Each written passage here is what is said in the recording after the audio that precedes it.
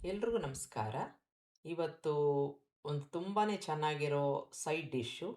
ನೀವೇನಾದರೂ ಬೆಳಗ್ಗೆ ತುಂಬ ಬ್ಯುಸಿಯಾಗಿದ್ದರೆ ಅಥವಾ ಲಂಚ್ ಬಾಕ್ಸ್‌ಗೆ ಪ್ಯಾಕ್ ಮಾಡಬೇಕು ಅಂತ ಇದ್ದರೆ, ಈ ರೀತಿಯಾಗಿ ಒಂದು ಸೈಡ್ ಡಿಶ್‌ನ ಮಾಡಿಕೊಂಡು ಚಪಾತಿಗೆ ಕೊಡ್ಬೋದು. ಹೇಗೆ ಮಾಡೋದು ಅಂತ ನೋಡೋಣ.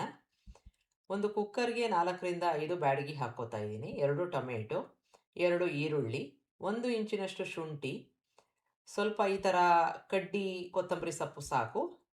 1 ಇಂಚಿನಷ್ಟು ದಾಲ್ಚಿನ್ನಿ, 1 ಏಲಕ್ಕಿ ಹಾಕ್ಕೊಂಡು, ಒಂದು 2, 3 ಸ್ಪೂನು ಒಣಕೊಬ್ಬರಿ ಹಾಕ್ಕೊಂಡು, ರುಚಿಗೆ ತಕ್ಕಷ್ಟು ಉಪ್ಪು ಹಾಕ್ಕೊಳ್ಳೋದು ಬೇಡ. ಸ್ವಲ್ಪ ಮಾತ್ರದಲ್ಲಿ ಉಪ್ಪನ್ನು ಹಾಕ್ಕೊಂಡು, ನೀರು ಹಾಕ್ಕೊಂಡು 2 ವಿಷಲ್ಲು ಬೇಯಿಸ್ಕೋಬೇಕು.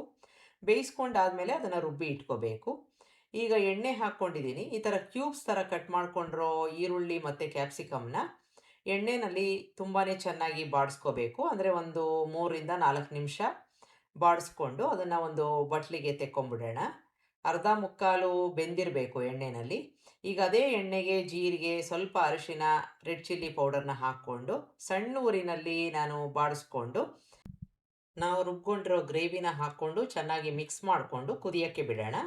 ಈಗ ಚೆನ್ನಾಗಿ ಕುದ್ದಿದೆ ಅಂತಾದರೆ ಇದಕ್ಕೆ ಧನಿಯಾ ಪೌಡರು, ರುಚಿಗೆ ತಕ್ಕಷ್ಟು ಉಪ್ಪನ್ನು ಹಾಕ್ಕೋತಾ ಇದ್ದೀನಿ. ಗರಂ ಮಸಾಲ ಹಾಕ್ಕೊಂಡು ಚೆನ್ನಾಗಿ ಮಿಕ್ಸ್ ಮಾಡ್ಕೋಬೇಕು. ಗಟ್ಟಿಯಾದರೆ ಸ್ವಲ್ಪ ನೀರನ್ನು ಹಾಕ್ಕೋಬೇಕು.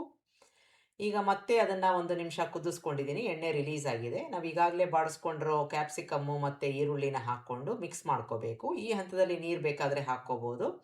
ಕೆನೆನ ಹಾಕ್ಕೋತಾ ಇದ್ದೀನಿ. 2ರಿಂದ 3 ಸ್ಪೂನು ಕೆನೆ ಹಾಕ್ಕೊಂಡು ಚೆನ್ನಾಗಿ ಮಿಕ್ಸ್ ಮಾಡಿಕೊಂಡು, ಈಗ ಕೊನೆಯದಾಗಿ ಕಸೂರಿ ಮೇಥಿ ಹಾಕ್ಕೊಂಡು ಕುದಿಸ್ಕೊಂಡ್ರೆ ನಮ್ಮ ಸೈಡ್ ಡಿಶ್ಶು ರೆಡಿ ಆಯಿತು. ತುಂಬಾ ರುಚಿಯಾಗಿರುತ್ತೆ. ಒಂದು ಸಲ ಮಾಡಿ ನೋಡಿ. ಕಾಂಬಿನೇಷನ್ನು ತುಂಬ ಚೆನ್ನಾಗಿರುತ್ತೆ. ಚಪಾತಿಗೆ, ಪೂರಿಗೆ, ಲಂಚ್ ಬಾಕ್ಸ್‌ಗೆ ನೀವು ಕೊಡೋ ಹಾಗಿದ್ರೆ ಈ ರೀತಿಯಾಗಿ ಮಾಡಿ ಕೊಡ್ಬೋದು.